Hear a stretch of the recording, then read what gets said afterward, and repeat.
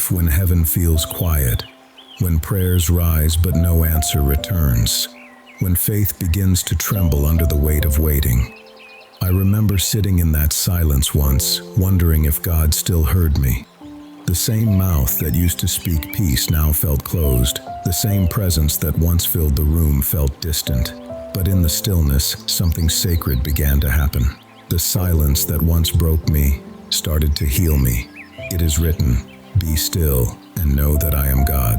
Psalm 46:10. Those words became my anchor. I realized that silence is not absence, it is invitation. God doesn't always speak to be heard. Sometimes he speaks to be felt. In the quiet, I began to sense him differently, not through sound, but through breath, through awareness, through the gentle peace that lingers when all noise fades. Silence became a teacher. It showed me that my faith was never built on God's answers, but on his presence. I learned to sit, not asking for miracles, but listening for meaning. And slowly, very slowly, I realized that his silence was not punishment. It was preparation. It is written, "In repentance and rest is your salvation. In quietness and trust is your strength." Isaiah 30:15. In that truth, I found rest. When God is silent, he is still speaking, through patience, through time, through the shaping of your soul. There came a time when I realized that I wasn't really listening. I was waiting for a thunder, a sign, a voice from the clouds. But heaven rarely speaks that way. God often speaks in whispers, so soft that only a quiet heart can hear. I remember asking him, "Why don't you speak louder?" And his silence seemed to answer, "Because I want you closer." It is written, "After the earthquake came a fire, but the Lord was not in the fire." And after the fire came a gentle whisper, 1 Kings 19:12. That verse changed everything for me. God doesn't compete with the noise. He calls us into stillness. When my mind is loud with fear, doubt, or distraction, his voice doesn't vanish. I just can't perceive it. So I began to slow down, to walk instead of run, to breathe instead of rush. And in that slowness, I started hearing what I had missed. A peace that didn't need words, a direction that didn't need signs. It is written, "My sheep listen to my voice. I know them, and they follow me." John 10:27. Listening to God is not about sound. It's about surrender. It's learning to recognize the gentle pull in your spirit, the quiet nudge in your heart, the truth that brings peace instead of pressure. When I stopped begging God to speak and started believing he already was, everything changed. The whisper became enough. There was a time when I thought silence meant distance, when God's quiet felt like abandonment. I used to panic when the answers didn't come quickly, as if heaven had forgotten my name. But over time, I began to see that silence is not a wall, it's a workshop.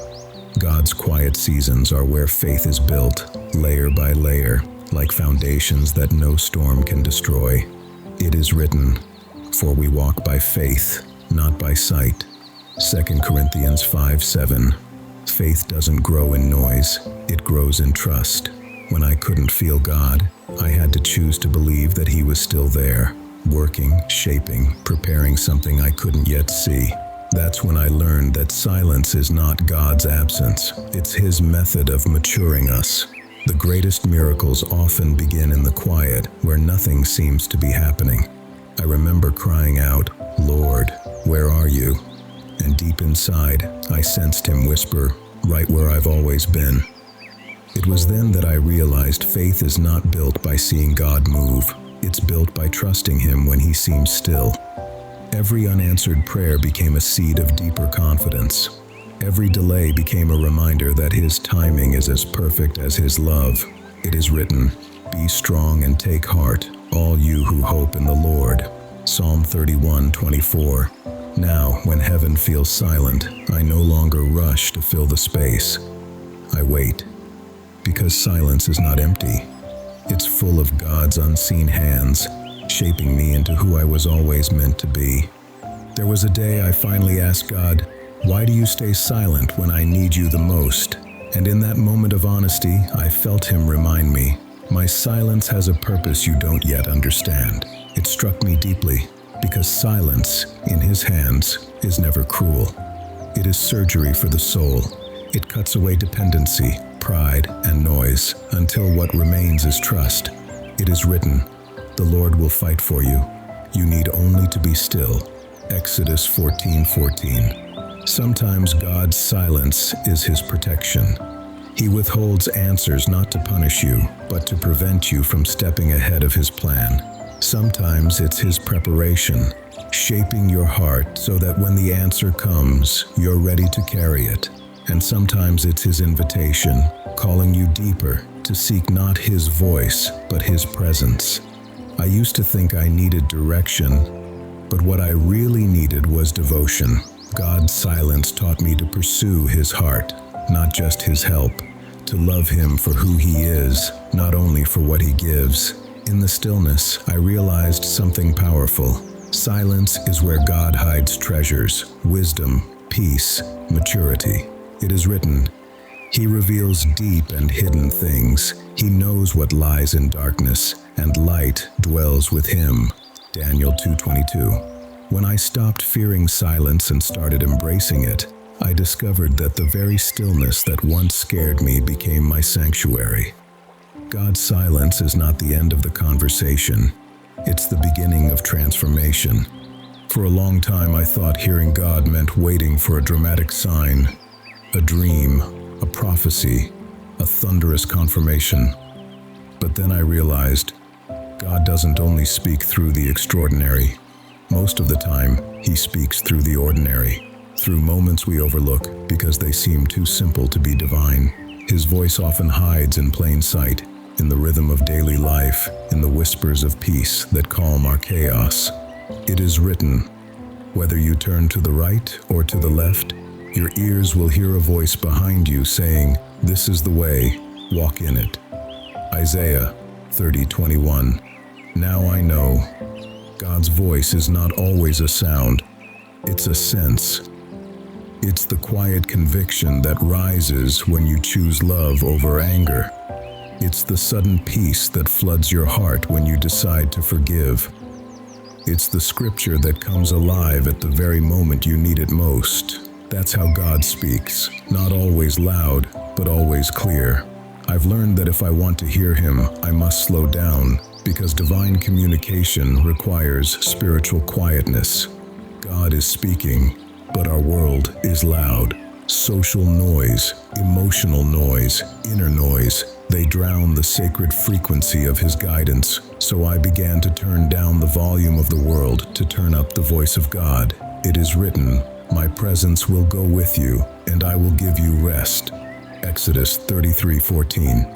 And in that rest, I began to hear him everywhere, in the laughter of a child, in the patience of a friend, in the gentle conviction that calls me to do better.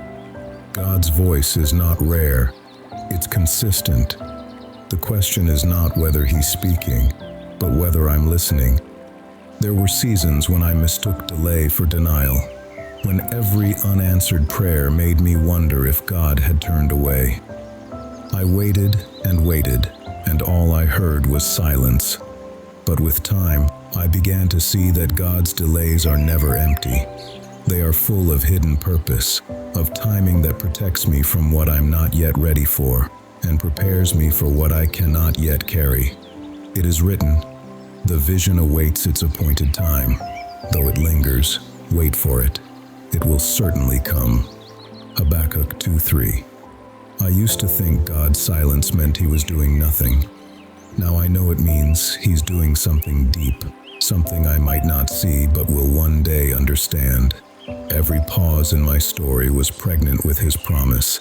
Every delay became an altar where my patience was tested and my trust refined. I learned that faith is not proven in answered prayers. It's proven in waiting hearts. God's silence is not a sign of absence. It's a test of endurance. Can I still love him when he says nothing? Can I still believe when nothing changes? When the answer finally comes, it will not just bless me, it will build me. It is written, "They that wait upon the Lord shall renew their strength. They shall mount up with wings as eagles." Isaiah 40:31. Waiting used to feel like wasting time. Now I see it as sacred time, where God is shaping my character, stretching my hope, and preparing my heart to receive more than I asked for. Because His silence today is often the soil of tomorrow's miracle. There are moments when your prayers echo back to you like unanswered calls, when the presence that once felt so close now feels miles away. I've been there, that quiet ache of wondering, "Where did you go, Lord?" But what I've learned in the silence is this: God's presence is not gone. It's simply deeper than my feelings. He is not lost. He is simply leading me beyond emotion into trust. It is written, "The Lord your God goes with you. He will never leave you nor forsake you." Deuteronomy 31:6. There were days I could not feel Him, yet somehow I found the strength to keep going. And that strength itself was proof that He was near. His nearness is not always emotional. Sometimes it's practical. It's the peace that doesn't make sense. It's the calm that appears when everything around me shakes. It's the quiet assurance that whispers, "I'm still here." Faith is not about always feeling God. It's about knowing He's faithful even when you don't. His silence taught me that peace isn't found in constant reassurance. It's found in surrender. I stopped chasing sensations and started holding on to promises. Because when you can't trace His hand, you can still trust His heart. It is written, "You will keep in perfect peace those whose minds are steadfast because they trust in you." Isaiah 26:3. Now, when God seems distant, I no longer panic. I breathe. I remember. I rest. Because His silence is not separation, it's invitation. An invitation to grow in stillness, to build peace not on emotion, but on faith that stays when feelings fade. There came a time when I stopped fighting the silence and began to sit in it. At first, it felt strange, empty even, but as the noise of my thoughts settled, I began to sense something profound. That silence was not God's absence, it was His embrace. He wasn't ignoring me, He was inviting me closer, teaching me to recognize His presence without words. It is written, "Draw near to God, and He will draw near to you." James 4:8. I used to think intimacy with God required constant conversation, but I've learned that sometimes true intimacy happens when nothing is said. It's the peace between the words. The comfort of knowing you're safe, even when heaven is quiet. Just like two people deeply in love don't need to fill every silence, they simply rest in each other's company. That's what God was teaching me, to rest, not react. It is written, "In returning and rest, you shall be saved. In quietness and in trust shall be your strength." Isaiah 30:15. When I stopped demanding God to speak, I began to feel Him in ways I never had before. In the rhythm of my breathing, in the pause before a sunrise, in the stillness that whispered peace into my chaos. His silence became a sanctuary where I was free to simply be. That's when I understood. Silence is not the opposite of intimacy. It's the language of it. Because sometimes the most sacred conversations with God happen without a single word. Waiting on God is not easy, especially when your heart aches for an answer.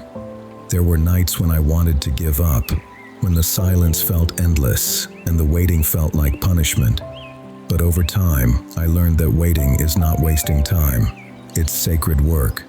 God is not just preparing the answer, He's preparing you to receive it. It is written, "Be still before the Lord and wait patiently for Him." Psalm 37:7. While I waited, I learned to worship. I learned to thank Him for what He had already done, instead of worrying about what hadn't yet come. Gratitude became my strength. Prayer became my anchor. I began to fill the silence not with complaints, but with trust. And little by little I realized that waiting is not standing still. It's walking in faith while the path ahead is still dark. It is written, The Lord is good to those who wait for him, to the soul who seeks him. Lamentations 3:25. So now, while I wait for God's voice, I focus on obedience. I keep doing what I already know is right, loving, forgiving, serving, believing. Because faithfulness in silence is the bridge to revelation. God often speaks to hearts that are still moving forward, not standing frozen in fear. It is written, "Trust in the Lord with all your heart, and lean not on your own understanding." Proverbs 3:5. Waiting is not about passivity, it's about preparation. When you keep your heart open, your worship steady, and your eyes fixed on Him, you'll notice something amazing. The silence begins to sing. There was a time when I confused pressure with purpose, when I thought the louder something felt, the more spiritual it must be. But the voice of God is not driven by fear or urgency, it's led by peace. I learned that true divine direction never rushes you, it settles you. It doesn't shout from chaos, it whispers through calm. It is written, "Let the peace of Christ rule in your hearts, since as members of one body you were called to peace." Colossians 3:15. When I started listening for peace instead of panic, my choices began to change. God's voice became clear not through noise, but through knowing. Peace became my compass. Whenever I felt confusion, I learned to pause, not because God stopped speaking, but because my heart stopped listening. The Spirit of God never pushes in fear, He leads in love. It is written, "For God is not the author of confusion, but of peace." 1 Corinthians 14:33. I began to realize that sometimes the absence of peace is the answer. When something feels forced, heavy, or anxious, it's often a sign that I'm trying to walk ahead of grace. But when I feel calm, even in uncertainty, that's where I find Him. God's will carries peace like a fragrance. It doesn't always make sense to the mind, but it always brings rest to the soul. Now, before I make decisions, I don't ask, "Does it feel easy?"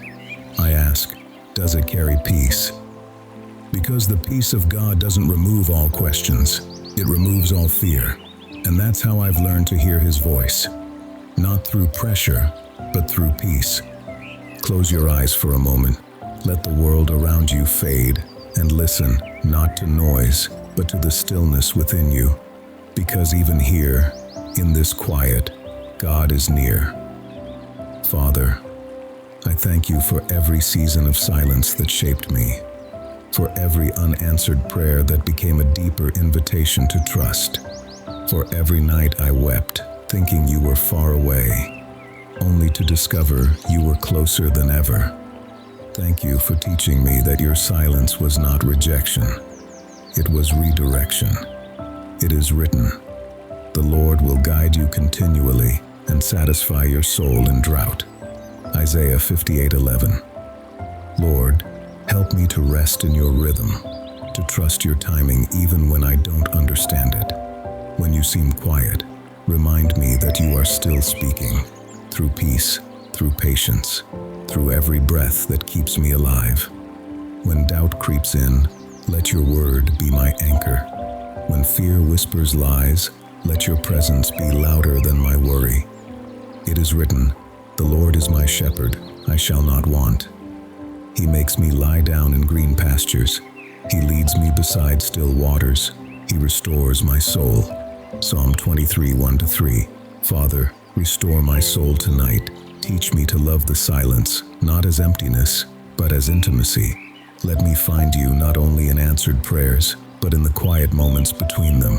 And when I cannot hear You, help me to remember that faith is not about hearing everything clearly, but trusting that You are still here.